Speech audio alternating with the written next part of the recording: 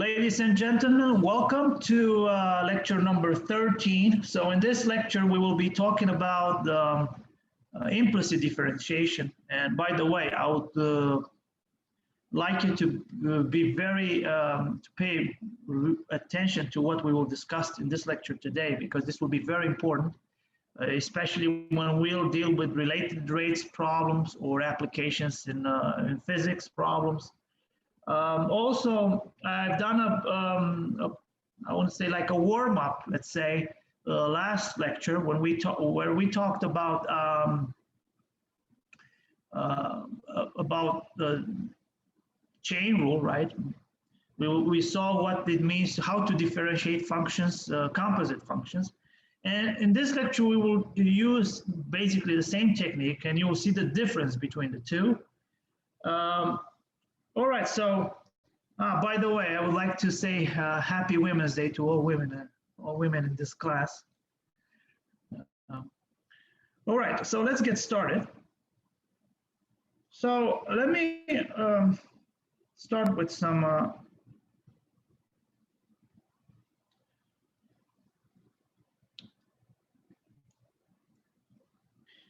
easy examples first. So like I said, we will be talking about implicit differentiation. All right, so now I'd like to see what it means for a function to be implicitly and explicitly differentiated, or we want to find a derivative, right? The implicit derivative or the explicit derivative. Well, but first let's see what is the difference between an implicit and an explicit function.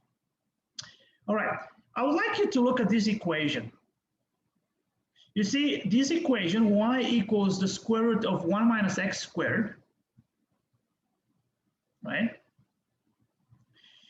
It explicitly defines y as a function of x, right? So basically, we can write this here as y of x is nothing else than just the square root of 1 minus x squared. And this y is defined on the interval -1, 1 and real valued, right? So that's the function. You see, it's defined explicitly.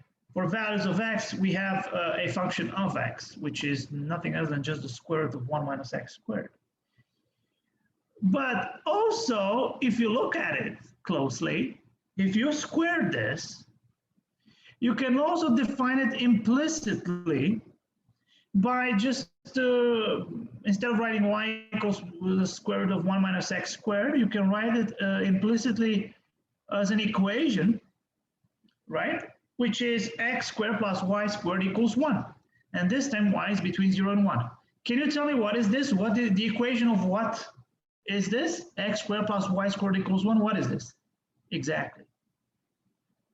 This defines what?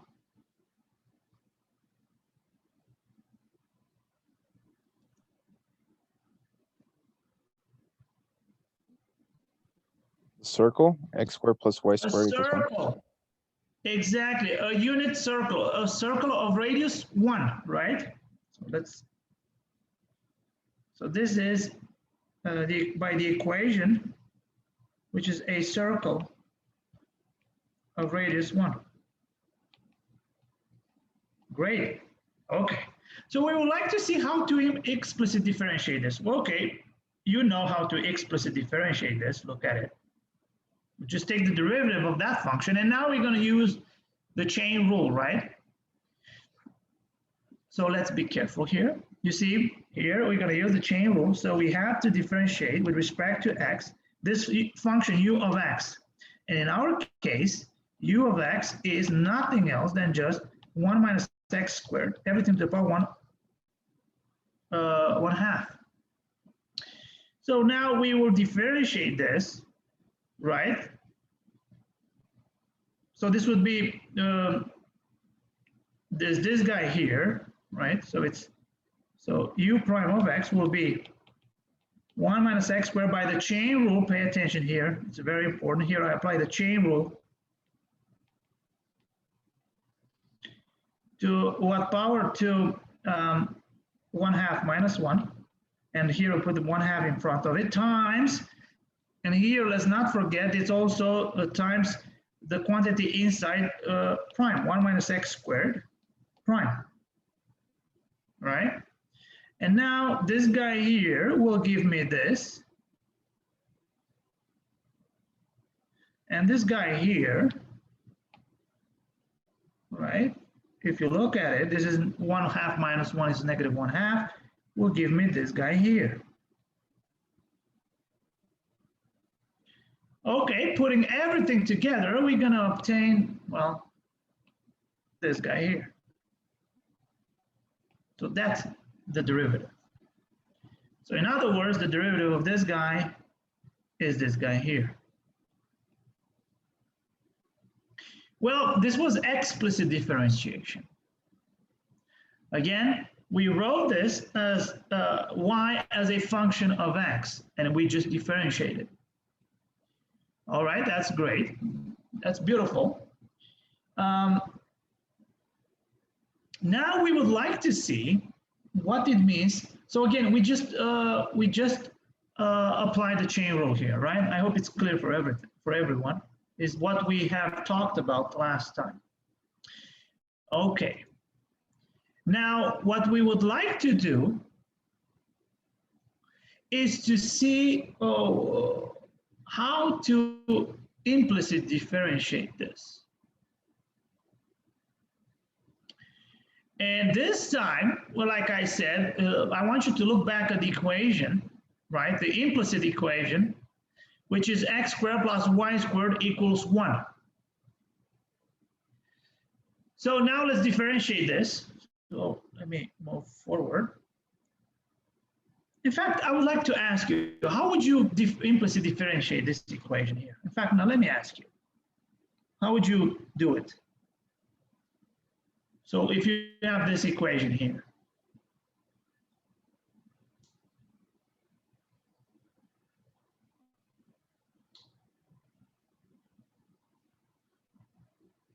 how would you differentiate this?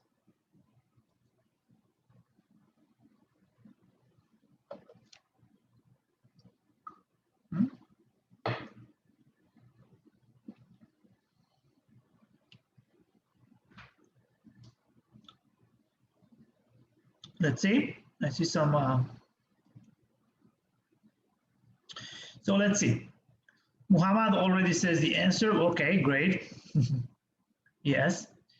But I want to, before we go into the formal details, I would like to see what is the main idea. So let's see, Eric, would you try to isolate one of the variables? Well, yes, exactly. So let's see what this is all about.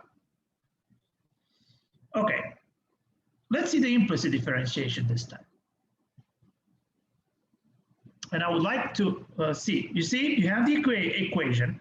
And now what we're going to do is we're going to differentiate both sides. So that's the first thing with respect to x. So pay attention. So once we do this, you will get this expression here. So by differentiating both sides. And now once we do this, you know that, let me be specific here, d over dx of x squared plus y squared, we use the sum rule here. And what are what do we obtain? So we obtain what? So this would be d over dx of x squared plus d over dx of y squared.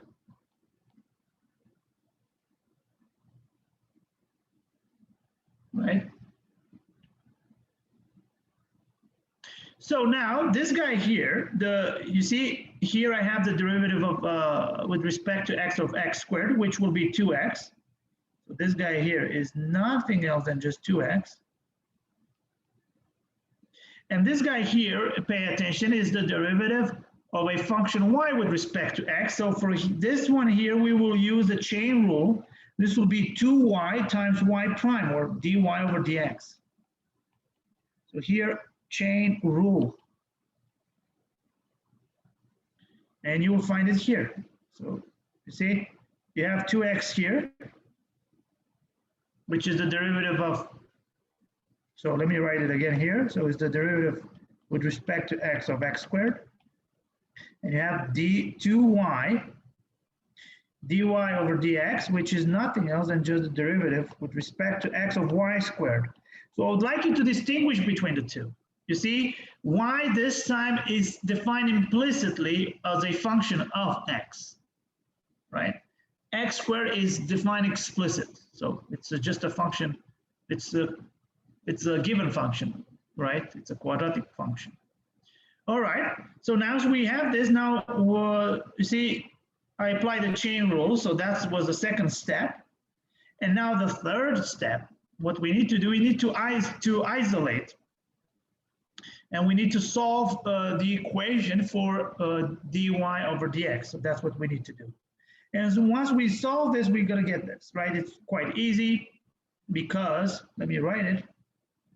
You see here you have 2x equals negative 2y dy over dx. Or equivalently, if you want, you take the 2 out, so it will be negative x over y is dy over dx, which we already which is here already, right?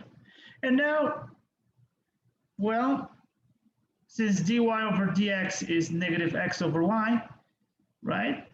You know who y is, right? Keep in mind that y is, from here, it follows that y is the square root of 1 minus x squared, which you already know here. And now you're just going to plug it in, and that's it. So you get the derivative. You see, but either way.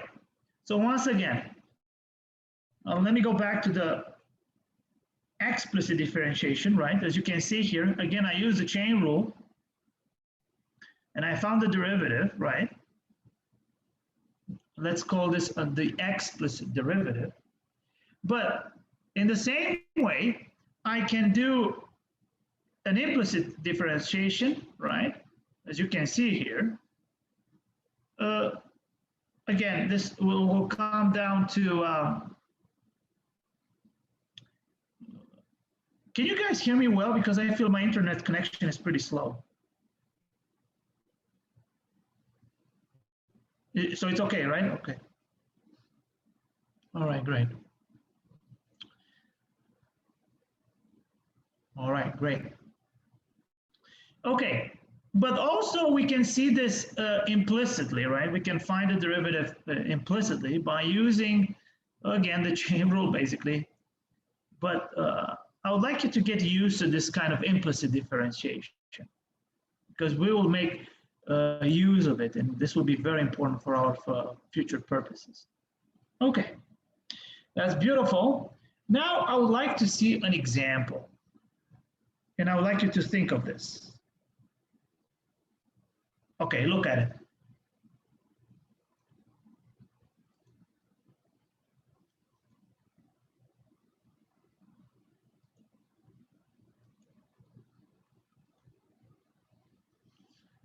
So we need to find the, what is that thing? D squared y over dx squared? What is it?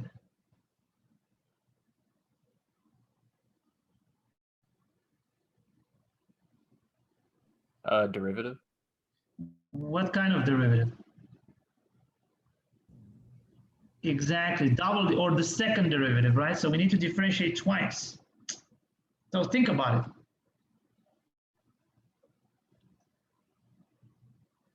You see, it's not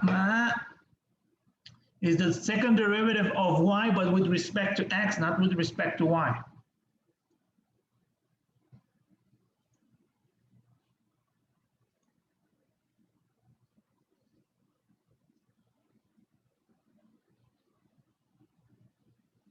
So think about it.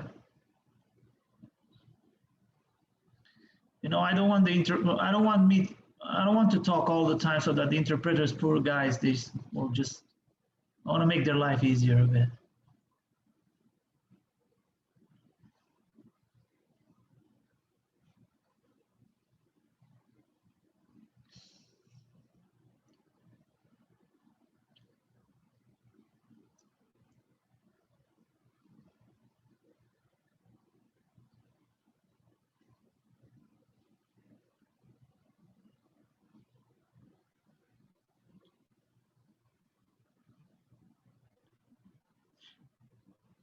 you will have questions like this on the exam, I can guarantee it to you. So this kind of problem is just a warm-up.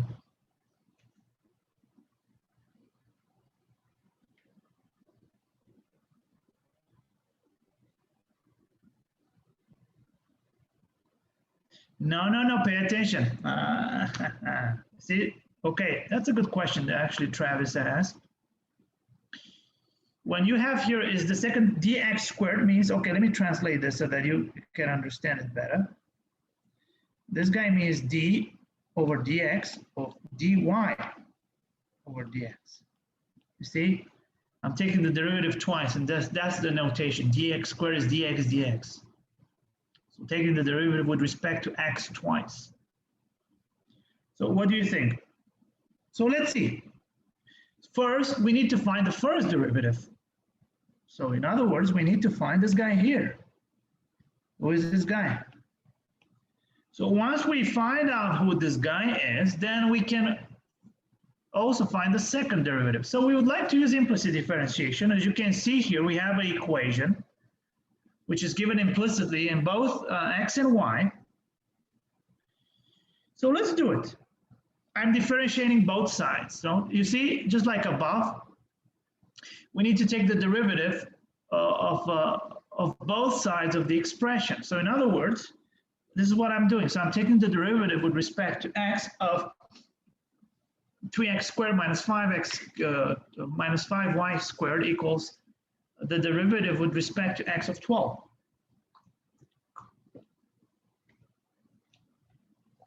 Okay, great. So what can you tell me? What is the derivative on the left-hand side? What can you tell me?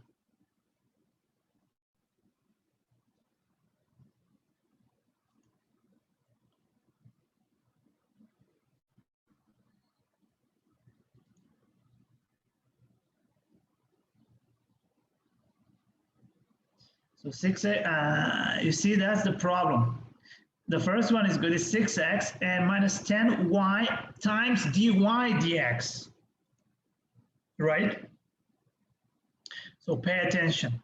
So you'll see, you see, is 6x, which is nothing else. So let me write this a bit in detail so that you guys can see it. So d over dx of 3x squared minus 5y squared. So by applying the sum rule, this would be d over dx of 3x squared minus d over dx of 5y squared. Pay attention.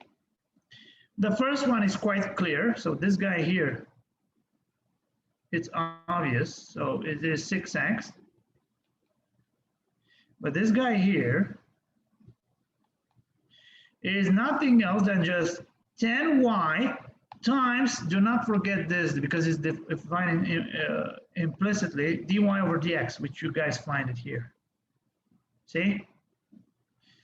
Now, basically, what we apply here is the chain rule. Exactly, correct, yes. Because you apply the chain rule, yes, Eric, that's correct. Right? Okay. So now we have this equation here, 6x minus 10y times dy over dx. And now what we're going to do is we're going to solve this for dy over dx. And we're going to do just a simple algebra. And once we do this, you will get that dy over dx is nothing else than just 3x over 5y. You guys can see it here. But now, are we done? Look what we're asked to do. We just find out who dy over dx is, but we need to find d squared y over dx squared. So we need to differentiate this one more time. We need to find this guy.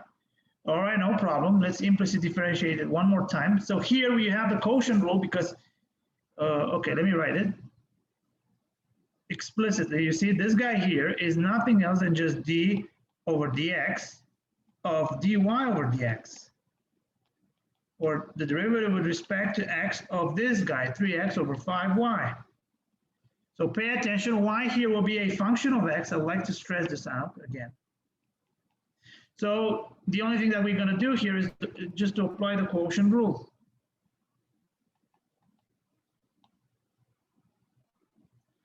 So once we apply the quotient rule, oops, you see, you will have the derivative of 3x, which is 3, you see it here, times 5y, again, it's just 5y of x, minus 3x times the derivative of 5y, which is 5 times dy over dx, right? Over 5y squared. So that's exactly the quotient rule.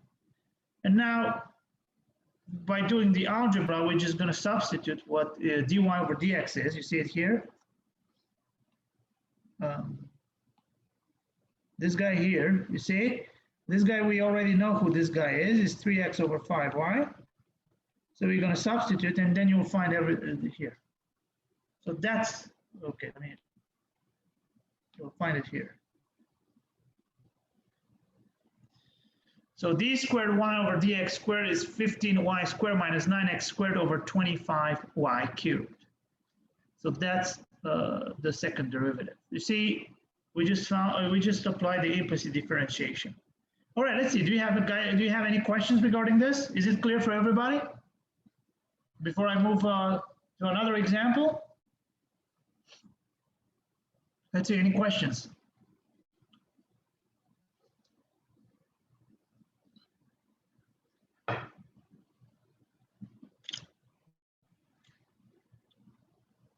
It's just the notation. D squared, it means finding the second derivative. That's why we put the square here, there. It's kind of confusing, but this is how physicists use, this notation. If you don't like it, you can put it like this if you want. So that you are not confused with the actual squaring a number. So if I put d like this means that I will find the second derivative. Or if you don't like even this notation, you can put it like this, d dou, right? It's the same thing. See, double prime. Let's see, another question. Yes, exactly.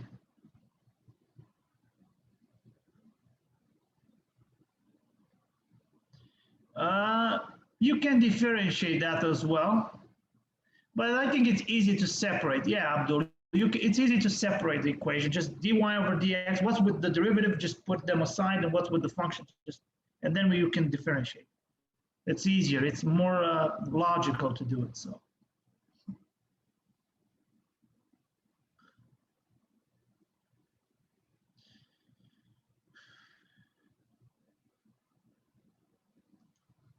Well, it's just algebra.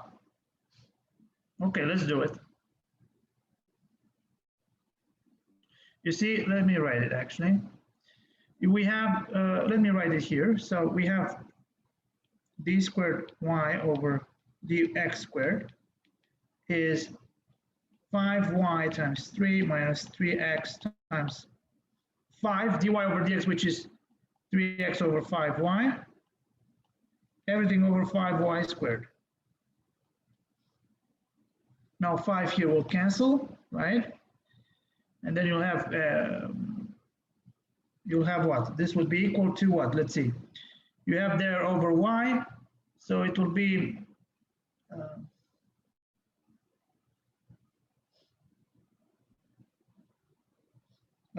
you see, you have y, 5y times 3 minus 3 times 3x squared. Everything over 5y squared times y. And you will get exactly this guy here. Does this make sense now? It's just algebra, basic algebra. Okay, any other questions? I like this, that you guys ask questions. This is great, absolutely great. So please don't be shy.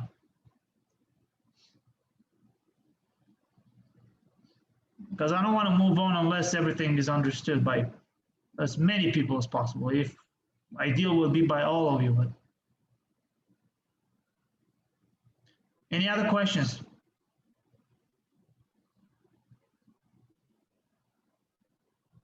Is everything clear? Okay. All right. If everything is clear, hopefully. Now let me move to another example. Another problem. Look at this one, and I would like you to think of it for a bit. So basically, it says to find the equation of the tangent line at the point. Pay attention here with the tangent line. You'll know what this means for the function, and again, this function is defined implicitly. So let me say that this is defined implicitly.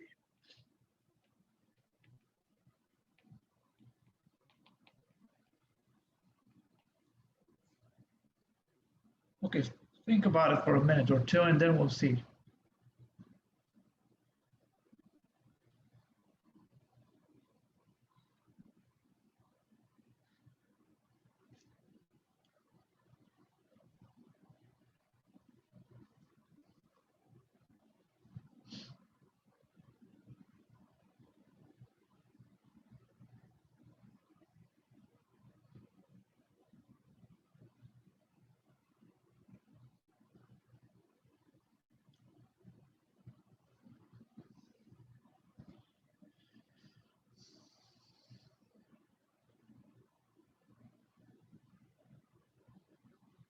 So how would you approach this?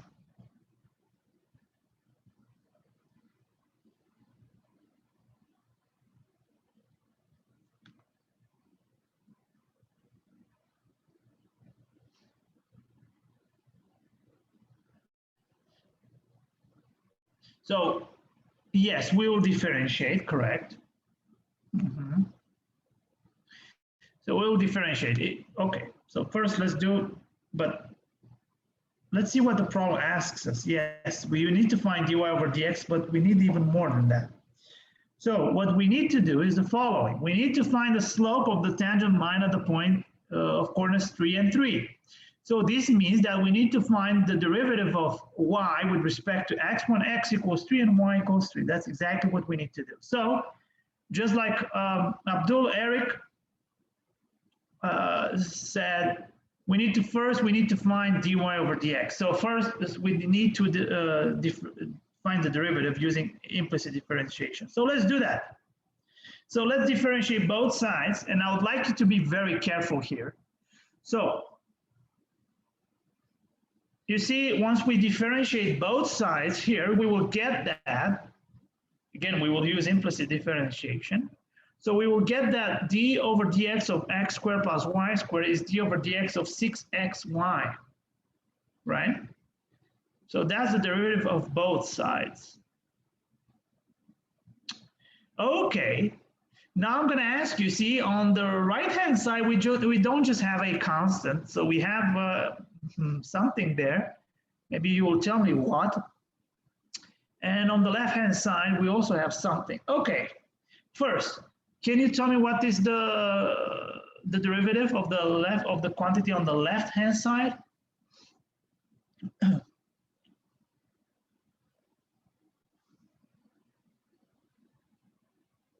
So what do we have?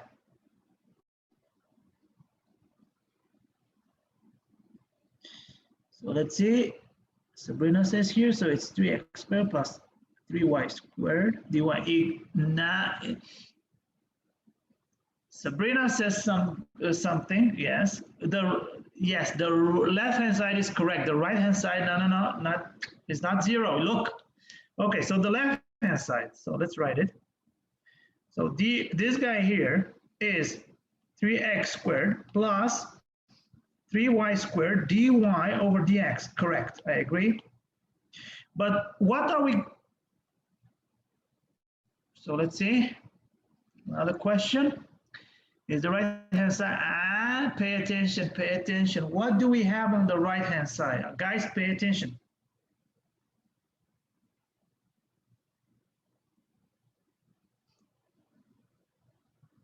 No, it's not quite like that. It's First, we need to identify what do we have on the right-hand side. So on the left-hand side, we have a sum. So on the right-hand side, we have what? A what?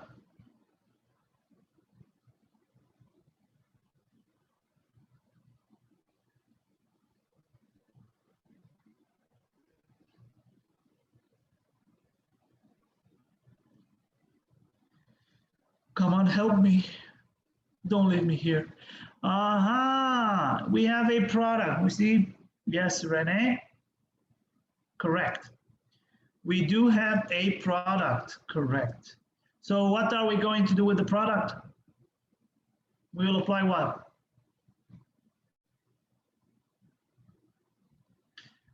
Product rule. Great, beautiful. All right, okay, that's good. Let's see it. Look, so on the left, we apply the chain rule as we have seen it, right? But on the right-hand side, we will apply the product rule. So let's apply it. Let me write it here. So this guy here, by using the product rule, will be what?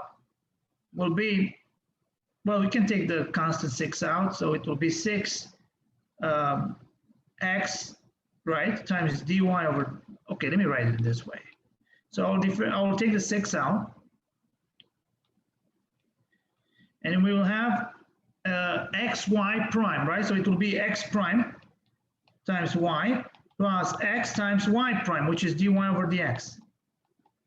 But x prime, this is 1, and here we go. So you will get that this guy is nothing else than just 6 times y plus x times dy over dx. Ouch, sorry about that. Which you will find it here. Okay, great. Now we're going to isolate. So what's with dy over dx? You see it here. We're going to isolate this expression. So once we do this, so basically we're going to solve for dy over dx.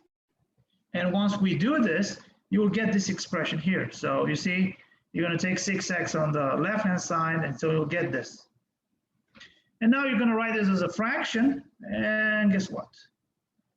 You'll get that dy over dx is nothing else than just 6y minus 3x squared over 3y squared minus 6x, which will give you nothing else than just 2y minus x squared over y squared, because you see you have a factor there. You can factor 3 out on the top, and you can also factor 3 on the bottom, so that's great. So you'll get rid of some constants, which is beautiful. And once you do this, well, guess what? You'll end up with this expression here. And now, so this is the expression. But now guess what? We need to plug in x equals 3 and y equals 3, and you'll get the slope. So the slope will be -1. Anyway, this is just algebra. I'm sure you can do it. And the tangent line, remember that the equation of the tangent line will be y minus y0 is the slope m times x minus x0, where in our case x is 3, x naught is 3, and y naught is 3. So here we go. You see the slope here, so this is the slope. Right? That's the equation. You see, that's the only thing you need to do for this problem. Okay, I would like you to look at it. Let's see, any other questions?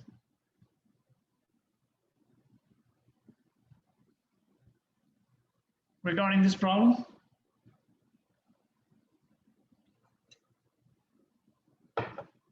Because I'm going to ask you a similar one. Is everything clear with this problem?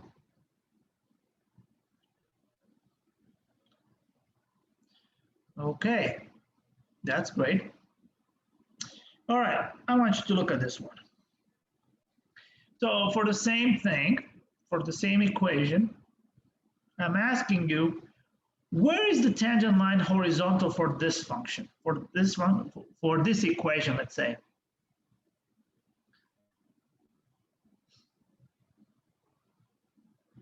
Exactly. So what does it mean for the tangent line is horizontal for the function? This means that the slope is, so we translate this, the slope is 0.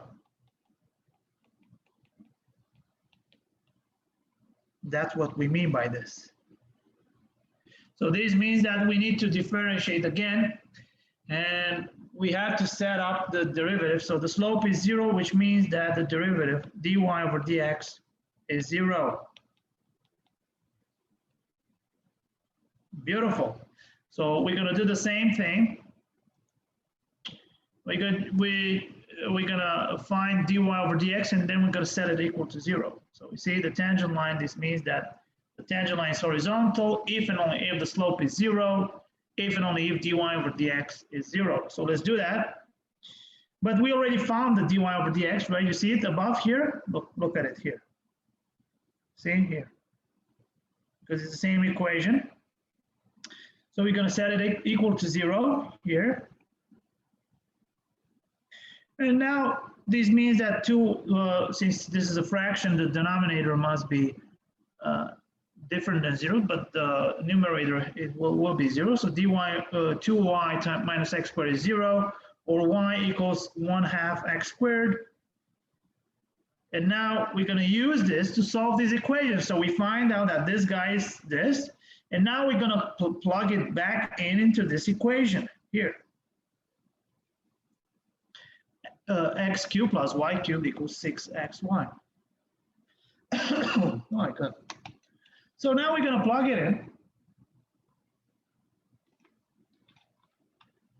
And from this point on, it's just basic algebra. So once we do this, we're going to plug it in. You see it here. Right? So this guy here is y squared. This is y here, you see it? And once we do this, we're going to end up with this equation. So once we do some algebra, we're going to end up with this equation, x to the power 6 equals 16x cubed.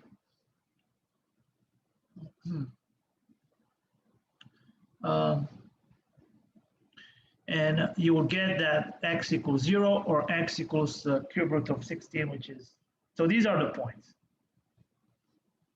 So for the corresponding y values, the points will be 0, 0, right? Or you will have cube root of, or you can write it as 2 to the power 4 over 3 and 2 to the power 5 over 3. So these are the points here. Okay.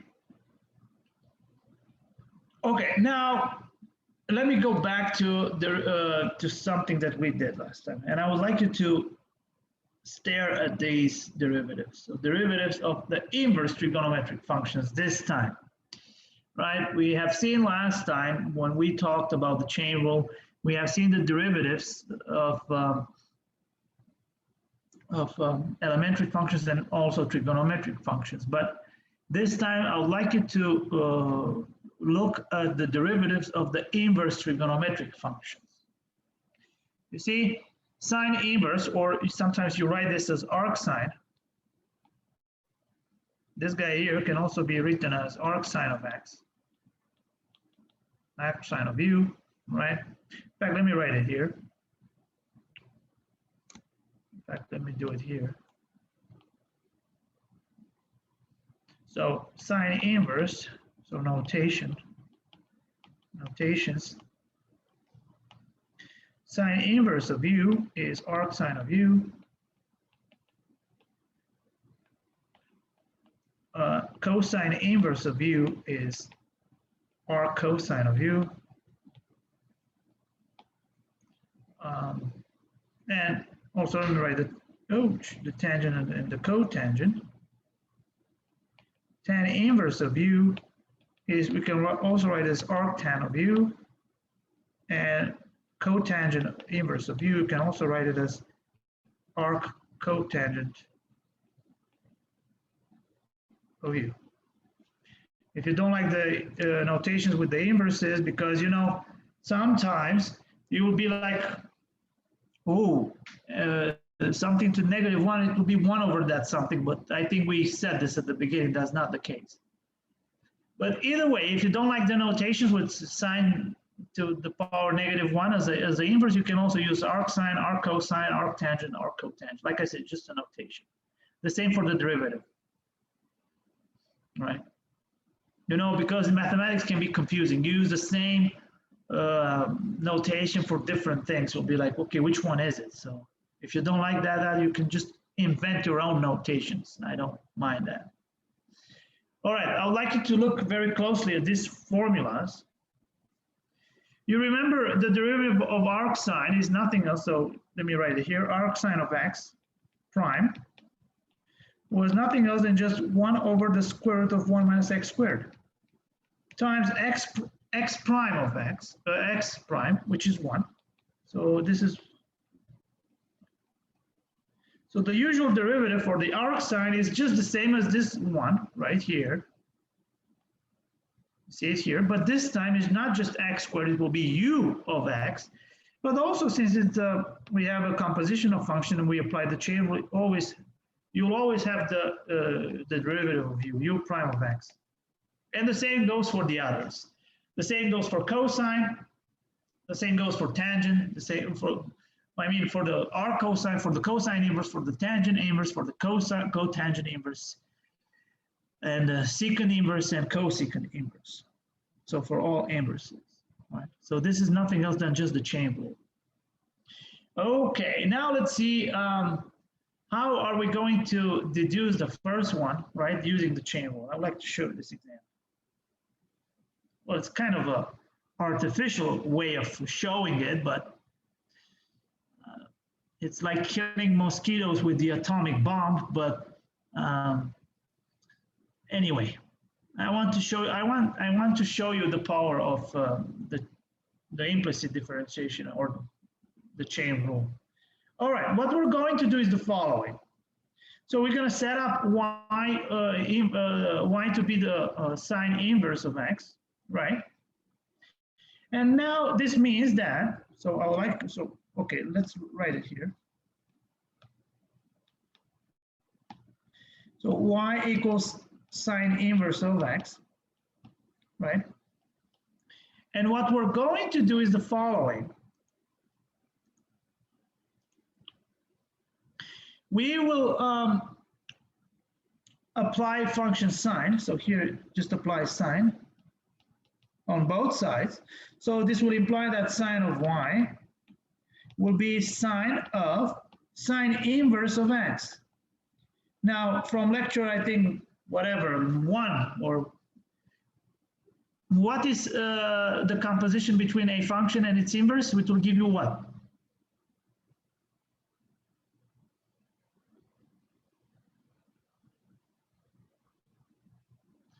Not quite 1. Be more specific here. It's a function, not a number. What did we say when we talked about inverses of functions? What did we say? That f of f inverse is the same as f inverse of f of x, and this will give you what?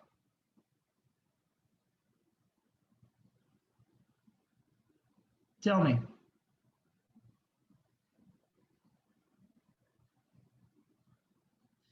Exactly, x, the identity. Yes, so this guy here is x, right? Okay, so once we have this, and guess what? So you see we have x here. So then y equals y, sine of y equals x. Did you guys see here? All right, beautiful. Then we will have this equation. We will implicitly differentiate this. So the derivative with respect to x of sine of y, and pay attention, y of x here is a function of x. And this guy here will give us 1. So the derivative with respect to x of x is 1. But on the left-hand side, we will have cosine of y times the derivative of y, which is this guy here. And now we're going to separate, so we will have that dy over dx is 1 over cosine of y.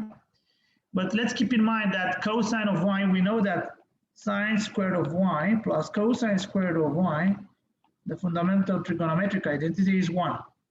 So now we're going to plug this in here. This means that cosine of y will be 1 over the square root, will be the square root of 1 minus sine squared of y. And again, we know who y is, right? Who sine of y is, so it's x squared, so it's just this. Wow.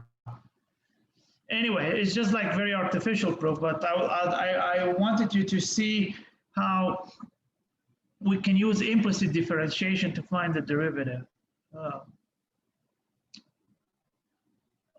of the arc sine of x. Okay, now let me give you another derivative. Is it clear? Do you have any questions regarding this example?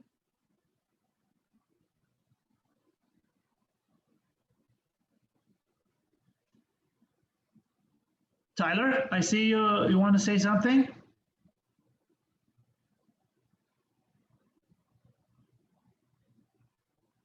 No? Okay. Because I see some of you talking, although you're muted, and I don't know if you guys are talking to each other or whatever.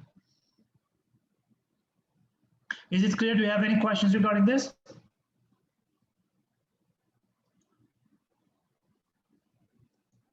Okay.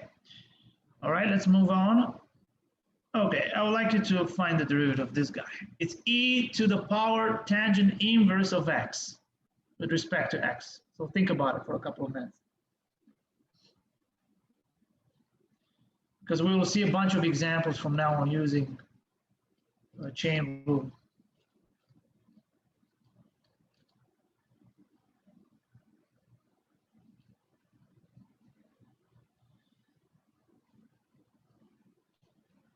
I will not move forward to logarithmic differentiation, I know, unless I know that you guys handle really well this kind of implicit and differentiation and chain rule, how to apply these two techniques. Because this will be very important when we, in your gateway, for your gateway exam.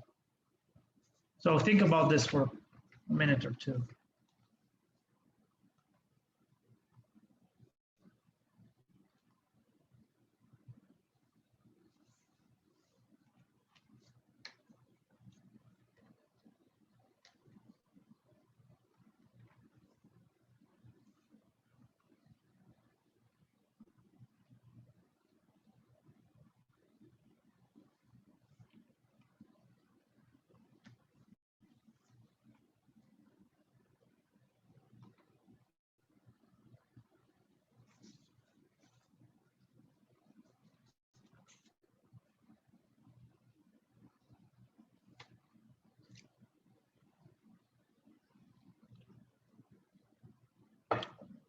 So, what do you think? Hmm?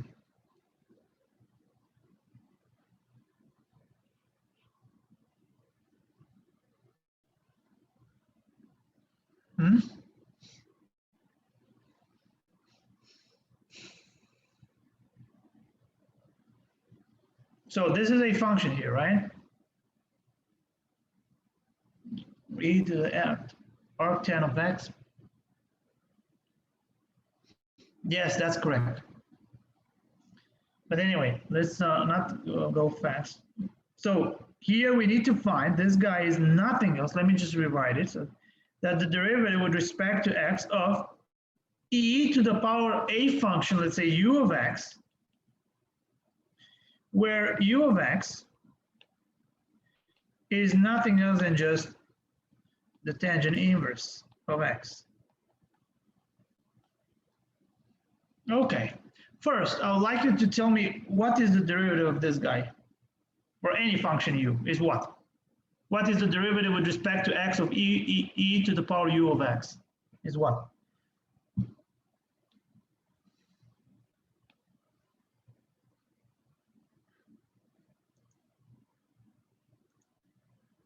Come on, what is it?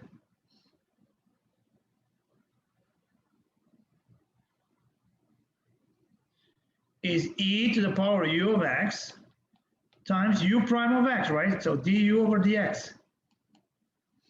Okay, great. So that's the chain rule. So you see it here. So this time we just wrote, well, f of u of x. Actually, in fact, I don't want to confuse you here. Let me just follow. I want to explain this in two ways, but anyway, let me follow the notes first. So we want to use the chain rule here, right? So we have the composition of two functions that we need to identify. So this guy here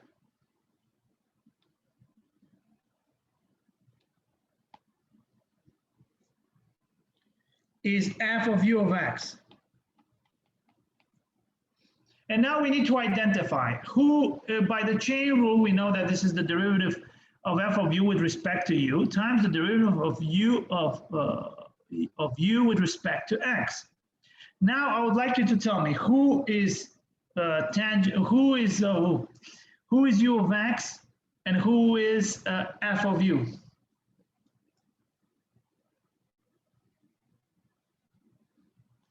In our case.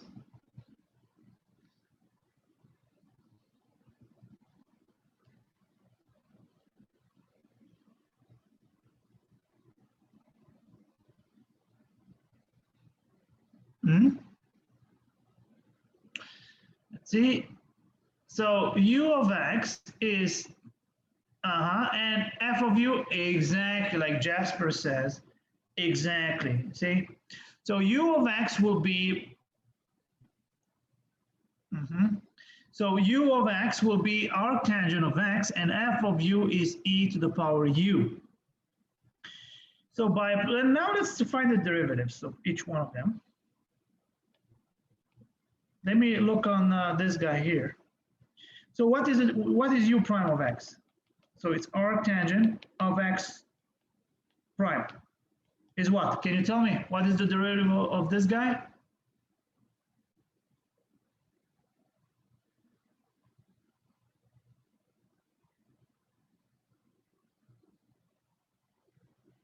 What is it? Let's see. It's 1 over 1 plus x squared. And what is, pay attention here, f prime of u. So it's e to the power u. Pay attention, u is a function of x. E to the power u prime is what? What is this guy?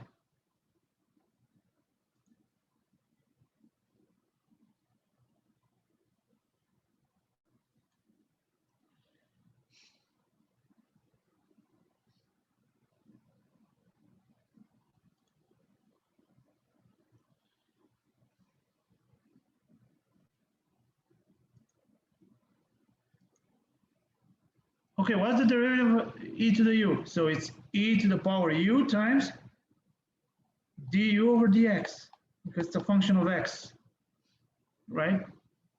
Look here. All right, beautiful. So we will have this. So this is d, like I said, just apply the chain rule here, right? And now we're just gonna, so the derivative d over du of e to the power u is e to the power u du over dx, which you guys, we found here, see here, right?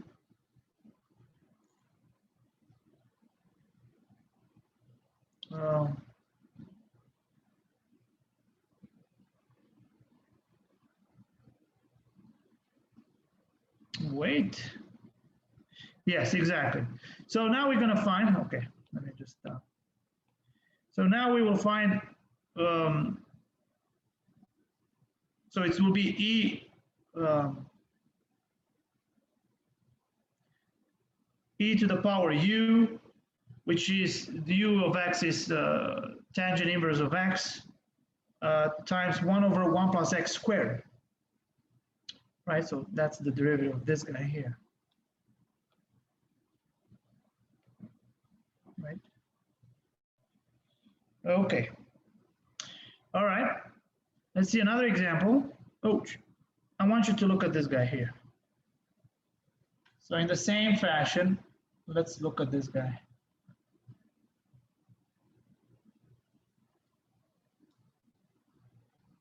Secant inverse of ln of x plus 3. So again, let's apply the chain rule. And this time I'd like you to tell me who is f of u, who is u of x.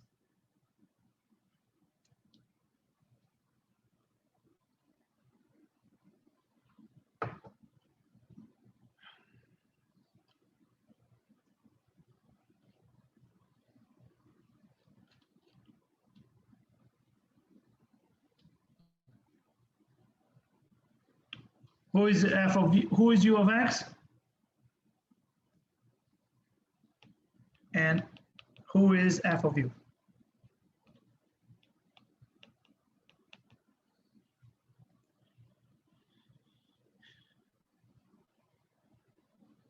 So who is f of x? Well, f of x will be ln of, exactly, so f of u will be secant, exactly, correct. And now what we're going to do is just to find the derivative of this, right? So using the chain rule, we will have this. So the derivative will be nothing other than the derivative of u of secant inverse of u with respect to u times the derivative of u with respect to x, and now we can find each one of them. So let's see. Let's see the, okay. What is the derivative of u? U prime of x is what? Is ln of x plus 3 everything prime, which will give us ln of x prime plus 3 prime. 3 prime is 0, so ln of x prime, which is 1 over x. So now we're going to plug it in. But we know that the derivative of this guy here, of the secant inverse of u, is nothing else than just this guy here. And this guy here is nothing else than just this guy here, as we have seen, you see? And now we know who u of x is. We're just going to plug it in, and that's the final answer. This is how the derivative will look like. Ooh, kind of nasty, but that's what it is, right? Okay.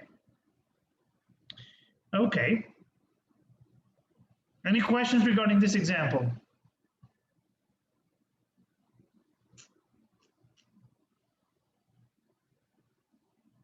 Is everything clear?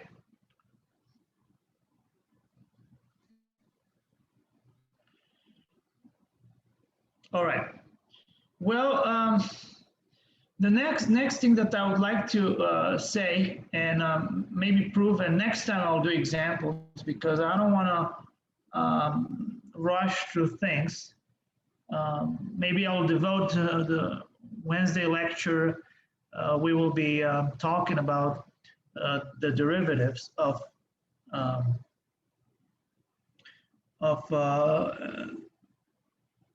logarithmic and exponential functions, like involving the chain rule. But next time we'll see more examples. So this time I just want to stick to this. So now I would like to say a few words about this, about the derivatives of exponentials and logarithms. You see, if you, well, I think I said a couple of things, but let me say it again. The derivative, if we have the exponential function defined in this way, so f of x is a to the power x, as you can see it here, right? So the derivative of the exponential function, so a to the power x prime, we've said this, is nothing else than just a to the power x times natural log of a. And of course here, if you take, so take a to be e, right? the basis of the natural log. So this will imply that e to the power x prime is nothing else than just e to the power x times ln of e. But ln of e is 1. So this guy will just give you e to the power x. So this is where it comes from. So e to the power x prime is nothing else than just e to the power x. Beautiful. So if you take the derivative of any exponential function, right, in any base, not just e, let's say an a, which a will be a positive, then the derivative of a to the power x with respect to x will be nothing else than just a to the power x times ln of e. You'll have this constant. All right. But also, the counterpart will be how to take the derivative of the logarithm in any base b. And if you look at it, so you will have this formula here. See, we have log in base b of x. So we can write it in this way. Will be 1 over x times ln of b. And again, if you take, so again, take b to be the basis of the natural log, you'll get that log in base e of x, which is ln of x. So you'll take ln of x prime is 1 over x, exactly what we knew. Great. Oh, sorry about that. Great.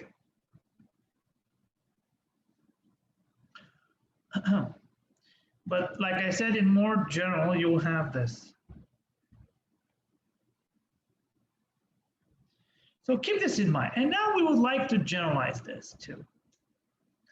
So we would like to see in a more general setting what happens when we want to take the derivative of not just a to the power x or the derivative of the logarithm in base b of x. Maybe instead of x, we would like to replace this by any function u of x. And I would like you to look very carefully at the slides now, because there is a common part. You see, if I look at this formula here, the derivative with respect to x of a to the power u, let me say that again. U is a function of x. So the derivative with respect to x of a to the power u is nothing else than just a to the power u of x times ln of a. You see, it's the common part is just like you see it here, right? Look at it. It's the same as this one here. But there is something that comes as an extra here. Let me, I have the derivative of this guy. And the same goes for this here. You see, the derivative will be the same as here above, but I have this extra guy here. Look, du over dx, right? So now let me just, in the remaining time, let me prove these two rules. And the way we're going to do this, so I'd like to look at these two here, this one and this one. I made a mess here. I hope you understand it. That's why I use different colors so that you guys can distinguish them. And anyway, you can look at the video afterwards. Okay, now let's see the proof. And now let's prove these two. So we would like to prove in the remaining time, in 5 minutes, we would like to prove that the derivative of with respect to x of a to the power x is nothing else than just a to the x times ln of a, and the derivative of the natural log of b of x with respect to x is nothing else than just 1 over x times ln of b. Well, as you might say, the trick is the following. So we're going to write a to the x times this in this way. Why? Why is this valid? Let me say why. So a to the x is, we can write it using this exponential trick, is e to the power ln, right, of a to the power x, right? Remember this golden rule, a to the power log in base a of b is b, right? So we're using this here. But this guy here is nothing else than just e to the power x ln of a. We're going to take the x out, and which is exactly what we have here. Great. Now we can differentiate. We apply the chain rule. So the derivative of a to the x with respect to x is nothing else than just e to the power x ln of a prime. All right, the derivative of that.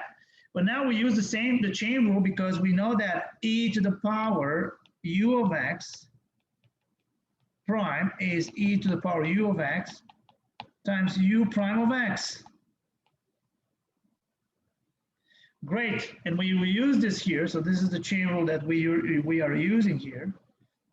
So this will be e to the power u of x, so in our case u of x is nothing else than just x ln of a. Okay, beautiful. So it will be e to the power u of x, which is e to the power x ln of a, times x ln of a prime. So this guy here is nothing other than just x ln of a prime.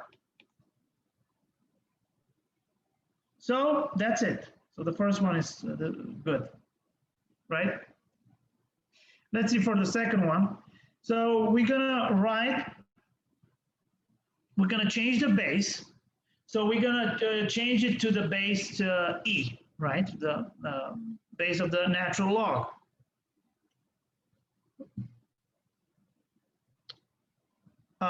So now we're going to take the derivative, and guess what? The constant we're going to take the constant out, which is 1 over ln of b, and it's just we're going to end up with okay. Let me be more specific here. So this means that log in base b of x prime is ln of x over ln of b prime, but ln of b is a constant. I'm going to take it out. ln of b times ln of x prime. But ln of x prime, this guy is nothing else than just 1 over x. So it will be 1 over x ln of b, which you guys see it here, right? And that's the proof for these two rules here, right? Okay. All right, guys. I think I'm gonna stop here for today. Next time, I will continue with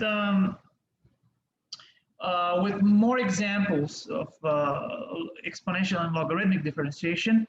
Well, like I said, I was planning to finish the slides, but I haven't done so. So we'll do that next time, which is Wednesday. And that would be the material for you to have for the gateway exam. Okay, thank you very much, and I'll see you when I see a question here. The review will be Sunday evening, correct? I'll send you an email about that. Don't worry, I'll send you an email about the review. I'll send you emails about the instructions. Well, after the review, I will put the, yes, I will put the test on Blackboard, and you will receive precise instructions about it. Okay, thank you very much. I'll see you on Wednesday. By the way, I have office hours in 11 minutes, so feel free to stop by. Okay, guys, take care. Bye-bye.